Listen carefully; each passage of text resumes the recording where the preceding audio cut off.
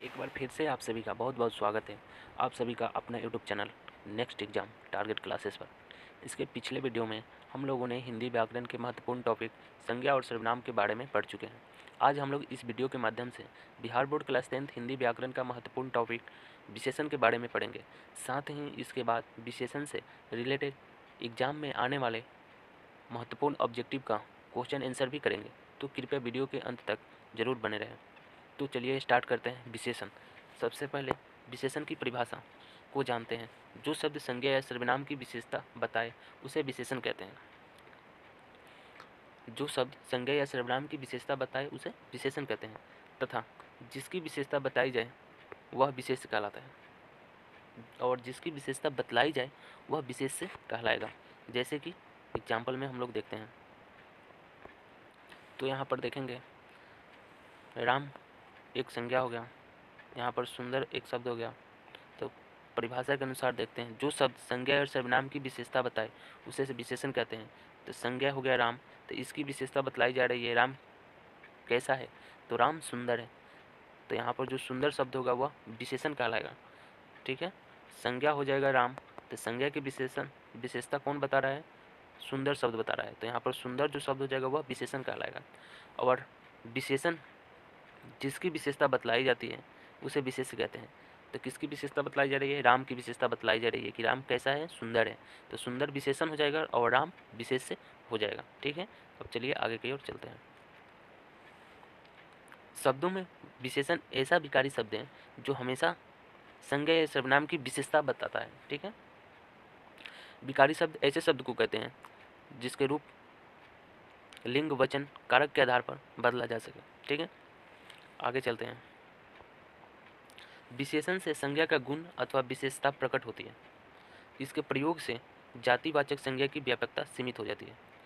ठीक है, विशेषण का प्रयोग कहाँ, प्रभाव क्या क्या होता है, तो विशेषण से संज्ञा का गुण अथवा विशेषता प्रकट होती है। इसके प्रयोग से जातिवाचक संज्ञा की व्यापकता सीमित हो जाती है। ठीक है, जैसे कुत्ता संज्ञा से कुत्ता जाति के सभी प्राणियों का बोध होता है, पर काला कुत्ता कहने से केवल काले कुत्ते का बोध होता है, सभी तरह के कुत्ते का नहीं।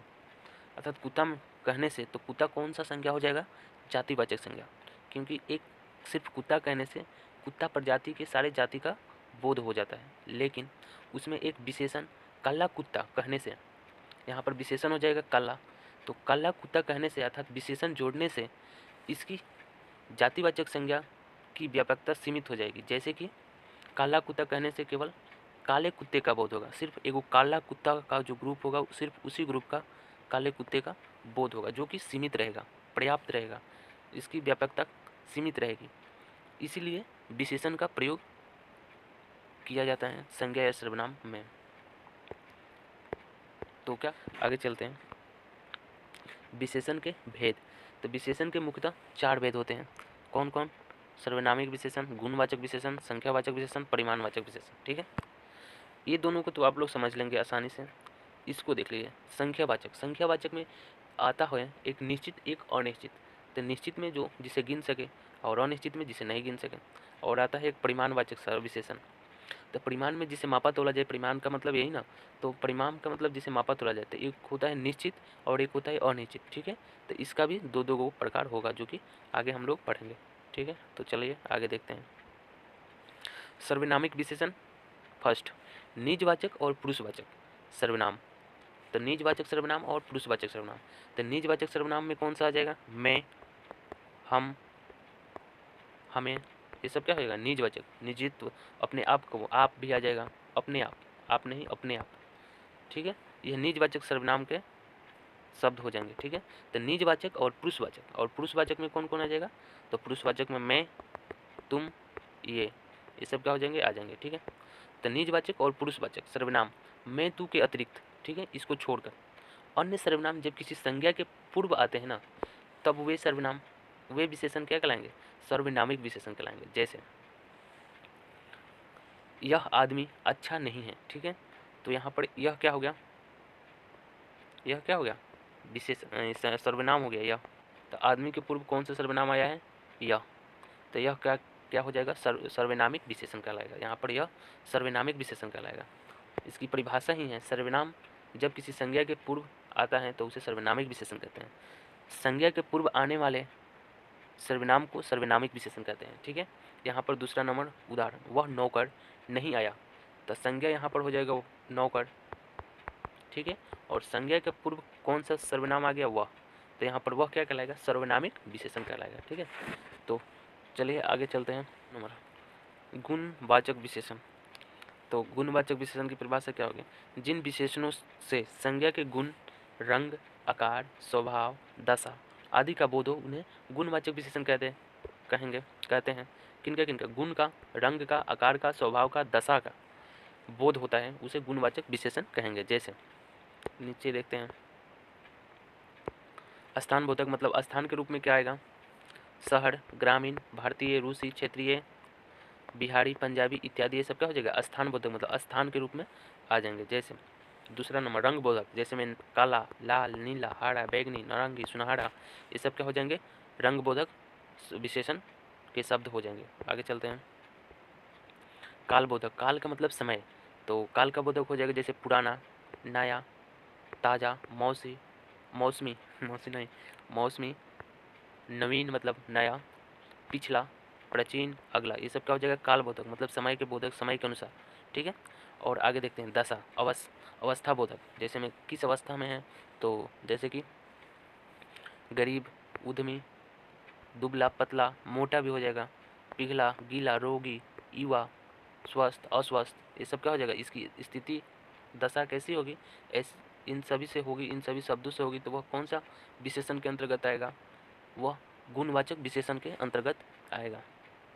जैसे कि और आगे देखते हैं, गुण बोधक के रूप में क्या आएगा, पहले आकार बोधक, तो आकार बोधक के रूप में सुरौल, जौरा, चौड़ा, समान, गोल, तिरछा, आकार का मतलब प्रकार, गोल हो गया, तिरछा हो गया, त्रिकोना हो गया, नुकीला हो गया, लंबा हो गया, चौड़ा हो गया। ठीक है, तो ये सब आकार बोधक के अंतर्गत आ जाएंगे। और आगे चलते हैं गुण बोधक। गुण बोधक में हम लोग देखेंगे बुरा, भला, दयालु, निर्दयी, झूठा, सच्चा, ये सब क्या हो जाएगा, गुण बोधक। ठीक है, और रंग बोधक में हम लोग तो देख ही लिए, लाल, पीला, हरा, भूरा, गोरा, ये सब रंग बोधक में आ जाएगा। आकार बोधक, गोल, लम्बा, चौड़ा, त्रिकोण, ये सब आकार बोधक में आ जाएगा। ठीक है, और गुण बोधक में बुरा, भला, साफ, कुशल, सरल, पवित्र, ये सब क्या हो जाएगा, गुण बोधक में ही आएगा। आगे चलते हैं, और यहाँ पर एक पॉइंट दिया हुआ है, विचार दृष्टि। गुणवाचक विशेषण में सा दृष्टिवाचक पद जोड़कर गुणों को कम या सीमित भी किया जा सकता है। जैसे में थोड़ा सा, छोटी सी, बड़ी सी, मतलब सा सी शब्द जोड़कर उसकी गुणों को कम या सीमित भी किया जा सकता है। ठीक है, तो ये तो कम ही पूछता है। और अब चलते हैं क्वेश्चन नंबर प्रकार 3, संख्यावाचक विशेषण। ठीक है, लेकिन इसके पहले हम लोग एक एग्जाम्पल ले लेते हैं गुणवाचक विशेषण के आधार पर। जैसे वह सुंदर कन्या है, वह क्या है, सुंदर कन्या है, वह सुंदर कन्या है, या चाहे वह सुंदर लड़की भी हो सकता है, तो वह सुंदर कन्या है। ठीक है, वह हो गया सर्वनाम। ठीक है, तो संज्ञा सर्वनाम की विशेषता बताने वाले शब्द विशेषण कहलाएंगे। तो इसकी विशेषता क्या है, वह कैसी कन्या है, तो वह सुंदर कन्या है। तो यहाँ पर विशेषता बताई जा रही है गुण के बारे में। ठीक है, सुंदर, तो यहाँ पर यह सुंदर क्या हो जाएगा, विशेषण हो जाएगा। और जिसकी विशेषता बताई जाती है तो वह क्या हो गया, संज्ञा हो गया ना। तो इसी की विशेषता बताई जा रही है, तो जिसकी विशेषता बताई जाती है उसे विशेष्य कहते हैं। तो यहाँ पर वह क्या हो जाएगा, विशेष्य हो जाएगा। ठीक है, और सुंदर विशेषण कहलाएगा। ठीक है, प्रकार नंबर 3, संख्यावाचक विशेषण। जिन विशेषणों से संज्ञा या सर्वनाम की संख्या प्रदर्शित हो उसे संख्यावाचक विशेषण कहते हैं। अर्थात जिन विशेषण शब्दों से संज्ञा या सर्वनाम की संख्या प्रदर्शित हो उसे संख्यावाचक विशेषण कहते हैं। जैसे 3, 4, जैसे गिनती की संख्या जिसे गिन सके, संख्यावाचक उसी को ना कहेंगे। 2 गुना, 4 गुना, 5 गुना, ये सब क्या हो जाएगा, संख्यावाचक। ठीक है, और यहाँ पर देखिए, जैसे एग्जाम्पल के तौर पर हम लोग देख सकते हैं संख्यावाचक में राम 4 भाई हैं, तो यहाँ पर राम कितने भाई हैं, 4 भाई है, तो विशेषता यहाँ पर क्या हो जाएगा, 4। ठीक है, इसी तरह और सारे एग्जाम्पल हम आगे देखेंगे। और संख्यावाचक विशेषण के भी 2 भेद होते हैं। कौन कौन, एक निश्चय और एक अनिश्चय। जिसे गिन सके वह निश्चित होगा, निश्चित संख्यावाचक विशेषण होगा, और जिसे नहीं गिन सके वह अनिश्चित संख्यावाचक विशेषण के अंतर्गत आएगा। जैसे देखते हैं आगे, निश्चित संख्यावाचक विशेषण, इस विशेषण से किसी व्यक्ति या वस्तु की निश्चित संख्या का बोध होता है। ठीक है, जैसे निश्चित संख्या का बोध होता है, जैसे 2 लड़के निश्चित हैं कि वो 2 लड़के ही हैं। ठीक है, 4 लड़के, 20 रुपये, 10 रुपये, 4 बहनें, ये सब क्या है, निश्चित हो गया कि हम उसको गिन सकते हैं। ठीक है, निश्चित कर सकते हैं, तो वह निश्चित संख्यावाचक विशेषण के अंतर्गत चला जाएगा। ठीक है, जैसे में क्रमबोधक में भी आ जाएगा पहला, दूसरा, तीसरा, आवृत्ति में भी दुगुना, 3 गुना, समुदाय बोधक में भी 3 4 5, अब प्रत्येक बोधक में भी 1 1 2 2 हर एक। ठीक है, और क्या, गणना बोधक में क्या हो जाएगा, जैसे में 1 2 3 4 5 जिसे गिन सके। अपूर्ण पूर्णांक बोधक, जैसे 1.25, 2.25, 2.5, ये सब होता है ना, तो ये सब संख्यावाचक के अंतर्गत में ही आता है। और इन सभी शब्द जो होता है वो निश्चित होता है, तो इसे निश्चित संख्यावाचक विशेषण के अंतर्गत रखेंगे। ठीक है, अनिश्चित संख्यावाचक विशेषण, इसमें व्यक्ति या वस्तु की संख्या निश्चित बोध नहीं होता है, संख्या का निश्चित बोध नहीं होता है। जैसे कई आदमी, कुछ आदमी, थोड़े बच्चे, सैकड़ों छात्र गिन नहीं सकते हैं। कई आदमी, कुछ लोग, जो कि निश्चित ही नहीं है, इसमें निश्चित ही नहीं है कि वो कितने हैं। 4 नंबर प्रकार पर परिमाणवाचक विशेषण, सबसे लास्ट, किसी पदार्थ या परिमाण की मात्रा, परिमाण, नाप या तौल का बोध कराने वाले शब्द को परिमाणवाचक विशेषण कहते हैं। जैसे जिसे मापा या तौला जाए, ठीक है, जिसे मापा या तौला जाए वो परिमाणवाचक, जैसे 1 किलो चावल तौल सकते हैं, तो 1 किलो चावल बोलेंगे ना, यहाँ पर पहले 1 केजी चावल लगाएंगे, तो इसे गिन सकते हैं, तौल कर गणना कर सकते हैं। तो 1 केजी चावल में कौन से विशेषण, निश्चित परिमाणवाचक विशेषण हो जाएगा। ठीक है, लेकिन वहीं पूछ दे थोड़ा सा चावल, तो थोड़ा सा चावल में कौन सा विशेषण होगा, तो यहाँ पर तो चावल जो हो गया जिसे मापा तौला जा सके वो चावल हो गया। ठीक है, परिमाणवाचक विशेषण में आ गया, लेकिन थोड़ा सा, तो उसको गिन नहीं ले सकते हैं, अनिश्चित है, तो वह अनिश्चित परिमाणवाचक विशेषण के अंतर्गत चला जाएगा। ठीक है, और जैसे में यहाँ पर परिमाणवाचक विशेषण के रूप में हो जाएगा थोड़ा सा घी, थोड़ा सा दूध इत्यादि। अब परिमाणवाचक विशेषण के भी 2 उदाहरण होते हैं, कौन कौन, निश्चित परिमाणवाचक विशेषण और निश्चित परिमाणवाचक विशेषण। पहला, निश्चित परिमाणवाचक विशेषण, किसी वाक्य में संज्ञा अथवा सर्वनाम शब्दों की निश्चित मात्रा, परिमाण, नाप या तौल का बोध कराने वाले शब्दों को निश्चित परिमाणवाचक विशेषण कहते हैं। जैसे कि बोले 3 किलो अनाज, 4 मीटर कपड़ा, 4 किलो आलू, ये सब क्या हो जाएगा, जिसे मापा और तौला जाए और उसे गिन भी, नापा तौलने के पश्चात उसे गिन सके कितने किलो है, कितने मीटर है, तो उसे निश्चित परिमाणवाचक के अंतर्गत रखेंगे। ठीक है, और आगे चलते हैं। और निश्चित परिमाणवाचक विशेषण, किसी वाक्य में संज्ञा अथवा सर्वनाम शब्दों की अनिश्चित मात्रा, परिमाण, माप या तौल का बोध कराने वाले शब्द को अनिश्चित परिमाणवाचक विशेषण कहते हैं। जैसे थोड़ा अनाज, कुछ फल, थोड़ी नमकीन, बहुत दूध, थोड़ी दूध, बहुत दाल, ये सब क्या होगा, थोड़ी बहुत, जिसकी मात्रा निश्चित न हो, अनिश्चित हो। ठीक है, लेकिन उसे मापा तौला ही जाए तो वह अनिश्चित संख्या, अनिश्चित परिमाणवाचक विशेषण के अंतर्गत चला जाएगा। ठीक है, तो टॉपिक आज इतना ही। अब आगे चलते हैं इसके कुछ रिलेटेड एग्जाम के व्यू से क्वेश्चन आंसर ऑब्जेक्टिव को देखेंगे। फर्स्ट क्वेश्चन, गुणवाचक विशेषण है, तो गुणवाचक विशेषण, ठीक है, तो गुणवाचक में गुण होना चाहिए। यहाँ पर तो संख्या आ गया तो ये नहीं होगा, यहाँ पर भी संख्या नहीं होगा, अधिक ये भी नहीं होगा, तो गुण कैसा हो गया, अच्छा बुरा, तो अच्छा राइट आंसर हो जाएगा, गुणवाचक विशेषण है, राइट ऑप्शन डी सही होगा। आगे चलते हैं, निम्नलिखित में से विशेषण का भेद नहीं है। ऑप्शन नंबर 1 प्रविशेषण, बी गुणवाचक, सी परिमाणवाचक, डी संख्यावाचक। तो विशेषण का भेद नहीं है, तो ये तो है, संख्यावाचक भी विशेषण का भेद है, परिमाणवाचक भी विशेषण का भेद है, और एक और कौन होता है, सर्वनामिक विशेषण। ये सब विशेषण के भेद होते हैं, लेकिन सवाल में पूछा है विशेषण का भेद नहीं है, तो इसका राइट आंसर हो जाएगा ऑप्शन नंबर ए, प्रविशेषण जो है वह विशेषण का भेद नहीं है। प्रविशेषण किसे कहते हैं, विशेषण की विशेषता को बताने वाले शब्द को प्रविशेषण कहते हैं। इसके आगे पढ़ेंगे। क्वेश्चन नंबर 3, परिमाणवाचक विशेषण निम्न में कौन है, तो परिमाणवाचक किसे कहेंगे, जिसे मापा या तौला जाए। तो क्या सुंदर को माप सकते हैं, नहीं, 4 को माप सकते हैं, इसको गिन सकते हैं, तो ये संख्या में जाएगा, लेकिन ये परिमाण में नहीं जाएगा। पुराना को यह भी नहीं गिन सकते, तौल सकते हैं, तो इसका राइट आंसर हो जाएगा ऑप्शन नंबर बी, थोड़ा सा। यह परिमाणवाचक है, सर्वनाम विशेषण का उदाहरण है थोड़ा सा, लेकिन यह कौन सा, अनिश्चित परिमाणवाचक विशेषण का उदाहरण है, तो इसका right answer option number B सही होगा। क्वेश्चन नंबर 4, विशेषण की विशेषता बताने वाले शब्द को कहते हैं प्रविशेषण, ऑप्शन सी सही आंसर। जैसे एग्जाम्पल की तरह राम तेज तेज लड़का है, ठीक है। तो यहाँ पर राम हो जाएगा विशेष, तेज हो जाएगा विशेषण, लड़का हो जाएगा विशेष। तो राम कैसा लड़का है? तेज लड़का है। तो राम यहाँ पर तेज हो जाएगा विशेष, और विशेषण की विशेषण तेज हो जाएगा विशेषण, और विशेषण की विशेषता बताने वाले शब्द को क्या कहते हैं? विशेष प्रविशेषण कहते हैं। तो इसके लिए एग्जाम्पल, राम बहुत तेज है। तो यहाँ पर तो राम, पहले राम क्या है? तो राम तेज है। तो राम हो गया विशेष से, और तेज हो जाएगा विशेषण, ठीक है। और विशेषण की विशेषता इसी की ना विशेषता बताई जा रही है, कितना है? बहुत है। तो यह जो विशेषण की जो विशेषता बताता है ना, उसी को बोलते हैं प्रविशेषण। क्या बोलते हैं?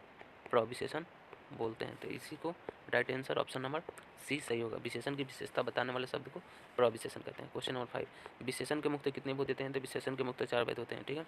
क्वेश्चन नंबर 6, प्रविशेषण शब्द किसकी विशेषता बताता है? तो प्रविशेषण विशेषण की विशेषता को बताता है। क्वेश्चन नंबर 7, रुचि शब्द का विशेषण क्या हो गया? तो रुचि शब्द का विशेषण रुचिकर हो जाएगा। क्वेश्चन नंबर 8, 4 गज मलमल। तो यहाँ पर गिनती हो गई, 1 2 3 4 गज मलमल। तो यह गिनती कर रहे हैं, मतलब संख्या आ गई। तो यहाँ पर संख्यावाचक विशेषण का उदाहरण होगा। तो इसमें 4 गज मलमल में कौन सा विशेषण? संख्यावाचक विशेषण, right option A. Question number 9, जल का विशेषण क्या होगा? तो जल का विशेषण जलीय। क्वेश्चन नंबर 10, गोरा गाल में कौन सा विशेषण है? यहाँ पर गोरा, चिकना, उजला, काला, यह सब कैसा? गुण है। तो गुणवाचक विशेषण का ये सब उदाहरण हो जाएगा। Option number A right answer. Question number 11, जो सर्वनाम शब्द संज्ञा के पहले आकर विशेषण का काम करे उन्हें क्या कहते हैं? तो जो सर्वनाम शब्द संज्ञा के पहले आकर विशेषण के काम करते हैं उसे सर्वनामिक विशेषण कहते हैं। तो इसका right answer option number D सही होगा। क्वेश्चन नंबर 12, शेर भर अनाज में कौन सा विशेषण? शेर भर, राइट। शेर भर अनाज में कौन सा विशेषण? शेर भर अनाज को हम लोग माप तोल कर सकते हैं। तो ये तो फिक्स हो गया, परिमाणवाचक विशेषण में आएगा। और यहाँ पर बोल रहा है शेर भर, ठीक है। तो शेर भर बोल रहा है, मतलब इसको एक निश्चित मात्रा दे दिए कि शेरे भर चाहिए, तो यह निश्चित परिमाणवाचक विशेषण के अंतर्गत जाएगा। लेकिन और भी सही होगा। क्वेश्चन नंबर 13, रुचि का विशेषण निम्नलिखित में क्या होगा? तो रुचि का विशेषण रुचिकर, right answer option C. Question number 14, Pramod चंचल बालक है, इस वाक्य में विशेषण क्या है? तो प्रमोद कैसा बालक है? चंचल। तो ये जो चंचल है ना, वह किसकी विशेषता बताता है? प्रमोद की विशेषता को बताता है। प्रमोद कैसा है? चंचल है, तेज है। तो राइट ऑप्शन सी जो है चंचल विशेषण होगा। परिवार का विशेषण शब्द पारिवारिक, option number D right answer. Question number 16, जिस शब्द की विशेषता बतलाई जाती है उसे क्या कहते हैं? तो जिसकी विशेषता बताई जाती है ना, उसे विशेष कहते हैं। Option number B right answer. काली गाय चरती है, इस वाक्य में काली क्या है? तो काली एक विशेषण है, काली, उजली, ये सब विशेषण। क्वेश्चन नंबर 18, वत्स का विशेषण क्या होगा? वत्स्य का विशेषण ऑप्शन नंबर ए वत्सल्य। क्वेश्चन नंबर 19, स्वर्ग का विशेषण स्वर्गीय है, option number C right answer. Question number 20, पशु का विशेषण शब्द, तो पशु का विशेषण हो जाएगा पाश्विक, पाश्विक राइट आंसर। क्वेश्चन नंबर 21, आम, जो यह शब्द हो गया, इसमें मीठा शब्द क्या है? संज्ञा है, अव्यय है, सर्वनाम है, या विशेषण है? तो मीठा विशेषण हो जाएगा, मिठाइयाँ मीठी लगती हैं, तो मीठा विशेषण हो जाएगा, राइट ऑप्शन डी सही हो। क्वेश्चन नंबर 22, 5 घोड़ों में 5 शब्द में कौन सी विशेषण है? तो गिनती संख्या आ गई, तो यहाँ पर संख्यावाचक विशेषण, option number B right answer. Question number 23, जो शब्द संज्ञा सर्वनाम की विशेषता, गुण और धर्म पता है उसे क्या कहते हैं? संज्ञा सर्वनाम की विशेषता को बताते हैं उसे विशेषण कहते हैं। Option number B right answer. क्षमा का विशेषण होगा क्षमाशील, option number A right answer. Question number 25, जिस शब्द की विशेषता बताता है उस संज्ञा शब्द को कहते हैं विशेष, option number D right answer. विशेष कहते हैं जिस विशेषण से संज्ञा सर्वनाम की संख्या का ज्ञान हो उसे संख्यावाचक कहेंगे। संख्या का ज्ञान हो तो संख्यावाचक विशेषण कहेंगे, option number C right answer. Question number 27, परिमाणवाचक विशेषण निम्न में कौन है? तो यहाँ पर परिमाणवाचक जिसे मापाया तोला जाए, तो 5 जो हो गया वो संख्यावाचक हो जाएगा, तो नहीं होगा। सुंदर गुणवाचक, ये भी नहीं होगा। नया, ये भी गुणवाचक में चला जाएगा। तो option number C right answer परिमाणवाचक होगा थोड़ा सा। क्वेश्चन नंबर फिर से दूसरे चैप्टर का, दूसरे किताब का, विशेषण के मुख्य कितने भेद होते हैं? तो विशेषण के मुख्य रूप से 4 भेद होते हैं, option number A right answer. अगला जन्म मेरे अनुकूल होगा। तो यहाँ पर विशेषण शब्द को चुने, तो अनुकूल यहाँ पर गलत हो जाएगा आंसर। अगला जन्म, ये क्या हो जाएगा, विशेषण हो जाएगा। तो राइट ऑप्शन नंबर बी सही होगा। सकरी गली में धूप के दर्शन नहीं होते, सकरी मतलब घनी गली में धूप का दर्शन नहीं होता, तो यहाँ पर विशेषण क्या हो जाएगा, विशेषण सकरी। तो इसका right answer option number C सकरी, सकरी गली। बालक अबोध है, उसकी गलती पर ध्यान ना दे, इस वाक्य में विशेषण क्या है। तो बालक कैसा है, अबोध है, तो इसका right answer option number B अबोध जो होगा वो विशेषण होगा। आदरणीय गुरुओं ने अब मुझे आशीर्वाद दिया, तो यहाँ पर विशेषण शब्द कैसा होगा, आदरणीय, option number C right answer. Question number 6, मेरे माताजी धार्मिक प्रवृत्ति के हैं, किस प्रवृत्ति के हैं, धार्मिक प्रवृत्ति के, तो इसमें विशेषण शब्द कौन सा हो जाएगा, धार्मिक, option number B right answer. Question number 7, Ramcharitmanas में अनेक मार्मिक प्रसंग आए हैं, इस वाक्य में विशेषण पद चुनिए। तो इस वाक्य में विशेषण ये सही होगा, मार्मिक। क्वेश्चन नंबर 8, बरसात में मेरे नगर की स्थिति नरकीय हो जाती है, तो यहाँ पर विशेषण शब्द चुने। तो बरसात में नगर की स्थिति कैसी हो जाती है, नरकीय। तो नरक जो हो गया, नरकीय जो हो गया वो विशेषण होगा। इसका right answer option number D सही होगा। तो आज के वीडियो में बस इतना ही, फिर मिलते हैं अगले वीडियो में, तब तक के लिए धन्यवाद। अगर वीडियो अच्छा लगे तो लाइक शेयर एंड सब्सक्राइब जरूर कर दें। Thank you.